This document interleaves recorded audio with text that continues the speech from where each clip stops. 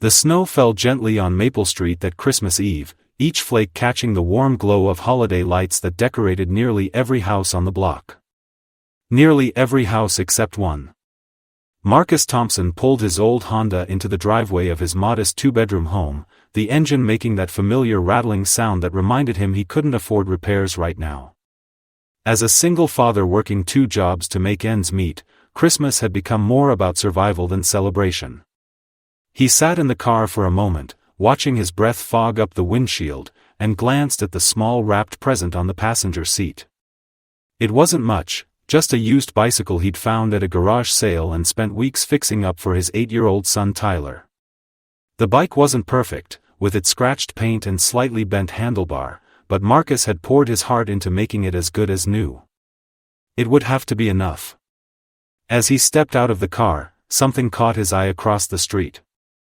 A small figure was hunched over the garbage cans that lined the curb, illuminated by the streetlight's amber glow. Marcus squinted through the falling snow and felt his heart clench. It was a little girl, maybe 6 or 7 years old, wearing a thin jacket that was clearly too big for her small frame. She was methodically searching through the trash, her tiny hands moving with a purpose that broke his heart. Marcus had seen poverty before, he lived it every day. But seeing a child alone on Christmas Eve, digging through garbage while families around her prepared for morning celebrations, stirred something deep inside him. He checked his watch, 9:30 p.m. Where were this child's parents? Why was she out here alone? He walked slowly toward her, not wanting to frighten her away. The girl looked up as he approached, her large brown eyes wide with a mixture of fear and defiance. She had tangled brown hair that hadn't seen a proper brush in days, and her face was smudged with dirt. Despite her appearance, there was something remarkably dignified about the way she held herself. "Hey there, sweetheart," Marcus said gently, crouching down to her level. "What's your name?" The girl clutched something tightly to her chest and took a step back. "I'm not supposed to talk to strangers," she whispered, but her voice carried no real conviction. She seemed torn between caution and desperate need. "That's very smart of you," Marcus replied, staying at a respectful distance. "My name is Marcus, and I live right over there in that house. I was just wondering if you're okay. It's pretty cold out here, and it's Christmas Eve." The girl's lower lip trembled slightly. "My name is Emma," she said quietly. "And I'm fine. I'm just looking for something." "What are you looking for?" "Maybe I can help you find it." Emma hesitated, then held up what she'd been clutching to her chest. It was a small, hand-drawn picture of a family, a stick figure woman, man, and little girl holding hands under a yellow sun. The paper was wrinkled and torn at one corner, but it had been carefully colored with crayons. "I lost this yesterday when the wind blew it away," Emma said, her voice barely audible. "It's the only picture I have of my family from before Mama went to heaven. I thought maybe it blew into someone's trash can." Marcus felt his throat tighten. He looked at the drawing more closely and saw the love and hope that had gone into every careful line. This wasn't just a picture, it was this little girl's most precious possession, her connection to happier times. "That's a beautiful drawing, Emma. Did you make it yourself?" She nodded proudly. "Mama helped me with the colors. She said we should always remember the happy times, even when things get sad." Emma's voice wavered slightly.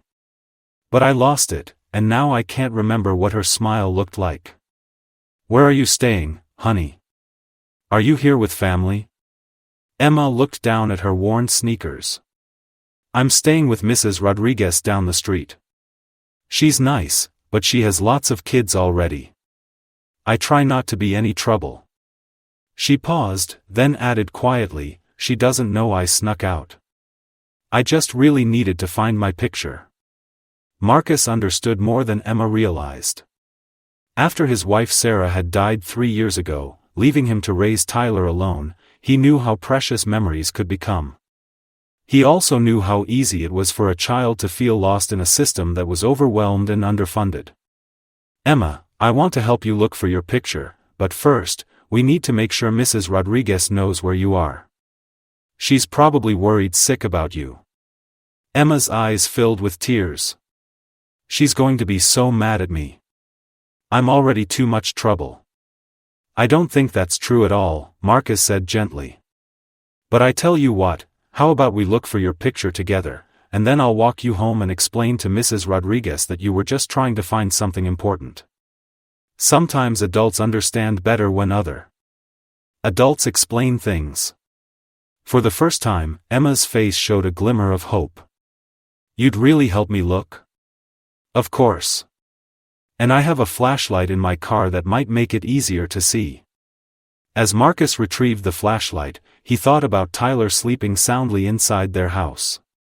His son had never known the kind of uncertainty Emma was facing. Yes, money was tight, but Tyler had stability, love, and the security of knowing his father would always be there. Emma had none of those luxuries. They searched through several trash cans together, Marcus holding the light while Emma carefully examined each piece of discarded paper and debris. She was methodical and determined, refusing to give up even as the snow began to fall harder. "Emma," Marcus said after they'd searched the fifth can, "can you tell me more about your picture? Maybe if I know exactly what it looks like, I can help you make a new one." Emma shook her head firmly. "It wouldn't be the same. Mama's hands helped me color it. She guided my fingers to make the sun just right, and she showed me how to make our hair look bouncy." Her voice grew wistful. "She said that picture would keep us together forever, even if we couldn't be in the same place." Marcus felt his heart breaking for this little girl who had already experienced so much loss. He thought about the single picture he kept of Sarah on his nightstand, how he sometimes caught Tyler staring at it with the same longing he saw in Emma's eyes. "You know what, Emma? Your mama sounds like she was a very special lady. And I think she'd be proud of how brave you're being right now, trying so hard to find that picture." Emma looked up at him with surprise. "You think so?" "I know so.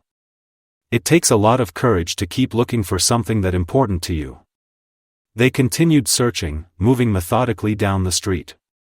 Emma chatted quietly as they worked, telling Marcus about her mother, how she used to sing lullabies, how she made the best grilled cheese sandwiches, and how she always knew exactly what to say when Emma had bad dreams. "She got sick really fast," Emma explained as they examined another trash can. "The doctors tried to help, but she went to heaven in October. I've been staying with different families since then. Mrs. Rodriguez is the nicest one yet." "What about your daddy?" Marcus asked gently. Emma shrugged, a gesture that seemed far too mature for such a small child. "I don't have one. Mama said he wasn't ready to be a daddy yet, but that was okay because we had each other." Marcus had to stop for a moment, pretending to adjust the flashlight while he composed himself. This little girl had faced more hardship in her short life than most adults ever would, and yet she maintained such grace and determination. They had searched nearly the entire block when Emma suddenly stopped in front of the last house on the street. The family who lived there had clearly hosted a party. Their garbage cans were overflowing with party decorations, wrapping paper, and food containers. "Oh no," Emma whispered, staring at the overflowing bins. "There's so much stuff. My picture could be anywhere in there." Marcus could see her hope beginning to fade, and it broke his heart. He was about to suggest they keep looking when something caught his eye. There, wrapped around the handle of one of the garbage cans and fluttering in the wind, was a small piece of paper. "Emma," he said quietly, pointing with the flashlight beam. "Is that what you're looking for?" Emma gasped and ran toward the garbage can. There, somehow caught on the handle and protected from the worst of the weather, was her precious drawing. It was a little worse for wear, slightly damp and more wrinkled than before, but the carefully colored figures were still clearly visible. "You found it!" Emma cried, carefully freeing the paper and pressing it to her chest. "You found my family." Tears streamed down her face as she stared at the drawing, and Marcus felt his own eyes welling up. In the glow of the streetlight, he could see the love that had gone into every crayon stroke. The stick figure woman had curly brown hair just like Emma's, and she was smiling, a big, happy smile that seemed to radiate warmth even from the simple drawing. "Now I can remember Mama's smile again," Emma whispered. Marcus knelt down beside her. "Emma, your Mama's smile is beautiful. But you know what? I think the most beautiful part is that you never actually lost it. It's been right here the whole time," he said, gently pointing to Emma's heart. "That picture is special because it reminds you of the love you shared, but that love isn't something you can lose, even if the picture disappears." Emma looked up at him with those wise, sad eyes. "My mama used to say something like that too. She sounds like a very smart lady." They began walking back toward Mrs. Rodriguez's house, Emma clutching her recovered treasure. As they walked, Marcus found himself thinking about his own journey as a single parent, about the struggles and the small victories that had brought him and Tyler to where they were today. "Emma," he said as they approached a modest house decorated with simple but cheerful Christmas lights, "I want you to know that what you did tonight, not giving up, being brave enough to look for something important to you, that's exactly what your mama would want you to do. She raised you to be strong." Before Emma could respond, the front door of the house burst open, and a middle-aged Hispanic woman came rushing out, followed by several children of various ages. "Emma. Mija, where have you been? I was so worried." Mrs. Rodriguez enveloped the little girl in a warm hug, speaking rapidly in both English and Spanish. "I checked your bed and you were gone, and with the snow falling." "I'm sorry, Mrs. Rodriguez," Emma said, her voice small. "I just needed to find something important." Mrs. Rodriguez noticed Marcus standing nearby and looked at him questioningly. Marcus stepped forward with a reassuring smile. "Mrs. Rodriguez, I'm Marcus Thompson. I live across the street. I found Emma looking for something she'd lost, and I helped her find it. She was never in any danger, we stayed right here on Maple Street the whole time." Emma held up her drawing proudly. "Look. We found my family picture. The one I drew with Mama." Mrs. Rodriguez's expression immediately softened as she understood. She looked at the drawing, then at Emma, then at Marcus with gratitude shining in her eyes. "Oh, Mija," she said gently, "you should have told me it was missing. We all would have helped you look." "I didn't want to be more trouble," Emma said quietly. "Trouble?" Mrs. Rodriguez laughed, though her eyes were misty. "Emma, you are never trouble. You are a blessing. We all love having you here." The other children, ranging in age from about 4 to 12, gathered around Emma, all talking excitedly about her found treasure and welcoming her back home. Marcus could see that despite Emma's fears, she was clearly loved and wanted in this household. "Would you like to come in for some hot chocolate?" Mrs. Rodriguez asked Marcus. "It's the least I can do to thank you for helping our Emma and bringing her home safely." Marcus glanced at his watch. It was nearly 11 p.m., and Tyler would be wondering where he was, but something told him this invitation was important. "I'd like that very much, but first I need to check on my son. Can I bring him over? He's 8, and I think he and Emma might get along well." "Of course. The more the merrier on Christmas Eve." Marcus hurried home to find Tyler awake and worried. After explaining where he'd been, Tyler immediately wanted to come meet Emma and see her special drawing.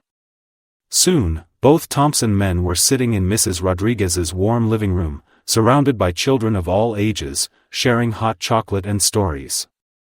Emma sat close to Tyler, carefully showing him her drawing and telling him about her mama. Tyler listened with the earnest attention that only children can give to each other's stories, and soon they were fast friends. "Your mama sounds really nice," Tyler said seriously.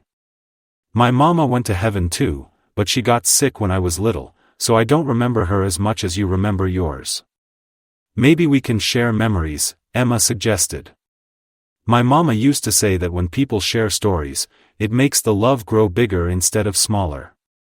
Marcus caught Mrs. Rodriguez wiping away tears as she listened to the children's conversation. She moved to sit beside him on the couch. "That little girl has been through so much," she said quietly. Her mother was a wonderful woman, worked as a nurse at the children's hospital. When she got sick, she fought so hard to stay with Emma. Social services has been trying to find Emma a permanent placement, but it's difficult this time of year. "What do you mean?" Marcus asked, though he suspected he knew the answer. "I'm licensed for emergency care only. I can keep children for a few weeks while they find permanent homes, but Emma's been here almost 2 months now. I love her like my own, but I don't have the resources to adopt another child permanently. After the holidays, they'll probably move her to a different placement." Marcus watched Emma and Tyler giggling together over something in the drawing, and felt something shift inside his chest. He thought about his struggles as a single father, about the loneliness he sometimes felt trying to raise Tyler without Sarah. He thought about the empty bedroom in his house that had once been a nursery, now used only for storage. Most of all, he thought about the conversation he'd had with Tyler just last week. Tyler had asked, out of nowhere, if their family might ever get bigger. Not a new mom, necessarily, but maybe a sister or brother. Someone else to share their small but loving home. Marcus had deflected the question at the time, but now. "Mrs. Rodriguez," Marcus said quietly, "what would someone need to do if they wanted to be considered as a placement for Emma?" Mrs. Rodriguez looked at him with surprise and hope. "Are you serious?" "I don't know yet," Marcus said honestly. "But I'd like to find out what would be involved." The evening continued with Christmas carols, more stories, and an impromptu cookie decorating session that Mrs. Rodriguez had planned for Christmas morning but decided to start early. Marcus watched Tyler and Emma work together, sharing cookie cutters and debating the merits of red versus green icing, and saw how naturally they fell into a sibling-like rhythm. When it came time to leave, Emma hugged Marcus tightly. "Thank you for helping me find my picture," she said. "And thank you for being so nice to me." "Emma, you're a very special little girl," Marcus replied. "Your mama did an amazing job raising you to be brave and kind." As they walked home, Tyler was unusually quiet. Finally, as they reached their front door, he spoke up. "Dad, Emma doesn't have a daddy or a mama anymore." "That's right, buddy. It's very sad. And we don't have a mama anymore either." Marcus knelt down to Tyler's level. "What are you thinking, son?" "I was thinking that maybe Emma could be my sister. I know she's not really, but she could live with us and be part of our family. We have that extra room, and I promise I'd share all my toys." Marcus felt his heart swell with pride at his son's generous spirit. "That's a very big decision, Tyler. It would mean a lot of changes for all of us." "I know, but Dad, you're always saying that families are about love, not just about being born together. And I think Emma needs a family, and we have room in our family for her." That night, after Tyler had fallen asleep clutching the drawing Emma had let him borrow to show his teacher after Christmas break, Marcus sat at his kitchen table with a cup of coffee and his laptop. He researched fostering requirements, adoption processes, and everything he could find about providing a permanent home for a child in need. The process would be complex and lengthy. There would be background checks, home studies, interviews, and no guarantee that Emma would be placed with them even if they qualified. But something about the evening had felt right in a way that Marcus hadn't experienced since Sarah's death. The house had felt full again, alive with children's laughter and the kind of chaotic joy that makes a house a home. Over the next several weeks, Marcus began the formal process of becoming a licensed foster parent with the goal of eventual adoption. Tyler threw himself into preparing their home for Emma, organizing the spare room and making plans for all the things they would do together as a family. Emma continued staying with Mrs. Rodriguez, but she spent increasing amounts of time at the Thompson house. Marcus would pick her up after school along with Tyler, and she'd stay for dinner and homework before Mrs. Rodriguez collected her for bedtime. On weekends, Emma became a permanent fixture at their kitchen table, helping Tyler with art projects and listening to Marcus read stories aloud. The social workers were cautiously optimistic. Marcus had a stable job, a good home, and most importantly, Tyler and Emma had developed a genuine sibling bond that couldn't be forced or faked. Emma thrived with the additional attention and stability, her grades improved, and her social worker noted that she seemed more confident and secure. On March 15, exactly 3 months after that snowy Christmas Eve, Emma officially moved into the Thompson household as Tyler's foster sister. The adoption process would take several more months to finalize, but Emma now had a permanent address, a family that wanted her, and most importantly, the security of knowing she wouldn't be moved again. Marcus stood in the doorway of what was now Emma's bedroom, watching her carefully tape her precious drawing to the wall next to the bed. Tyler sat cross-legged on the floor, offering suggestions about where to put her other belongings. "You know, Emma," Tyler said seriously, "I think your mama would be really happy that you found our family." Emma smiled, the first truly carefree smile Marcus had seen from her. "I think so too. She always said that love finds a way." That evening, as Marcus tucked both children into their beds, Emma asked him the question he'd been waiting for. "Marcus, can I call you Dad now? I mean, if it's okay with you and Tyler?" Marcus felt the same tightness in his throat that he'd experienced on that Christmas Eve when he'd first seen Emma searching through the trash. But this time, it was pure joy rather than heartbreak. "Emma, I would be honored if you called me Dad. And Tyler's really my brother now?" "He really is." Emma clutched her drawing close to her chest, just as she had that night in the snow. But now, instead of being her only connection to family, it was a bridge between the love she'd known with her mother and the new love she'd found with the Thompsons. As Marcus turned off the lights and headed to his own room, he reflected on how one moment of choosing kindness over indifference had transformed not just Emma's life, but their entire family's future. He had set out that Christmas Eve tired from work and focused on his own struggles.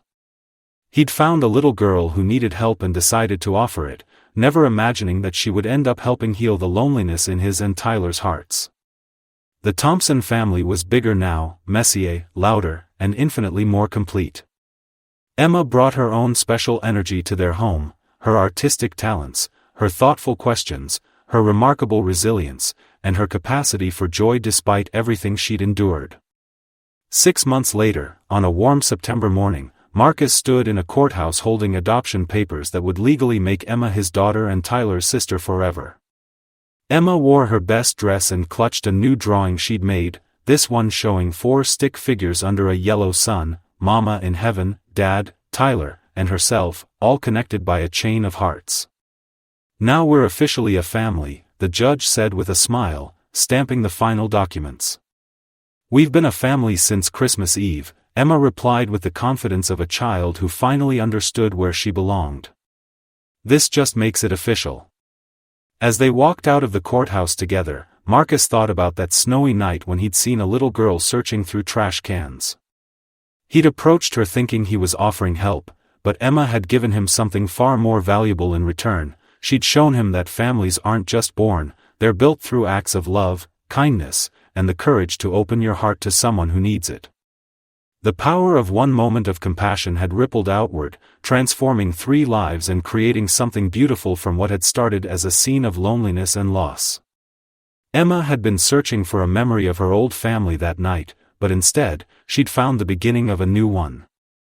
This story reminds us that kindness doesn't require grand gestures or unlimited resources. Sometimes the most powerful acts of compassion begin with simply paying attention to someone who needs help and choosing to care rather than walk away. Marcus didn't have much money or a perfect life, but he had a willingness to see Emma's need and respond with empathy.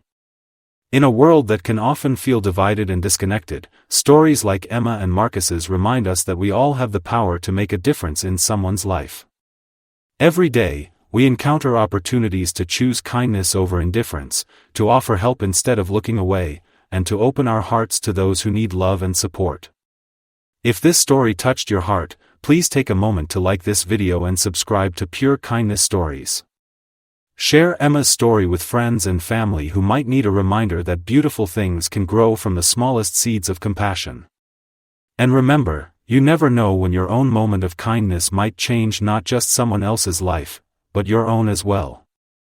Because at the end of the day, the greatest gifts we can give and receive aren't things we can wrap or put under a tree. They're the gifts of belonging, acceptance, and unconditional love.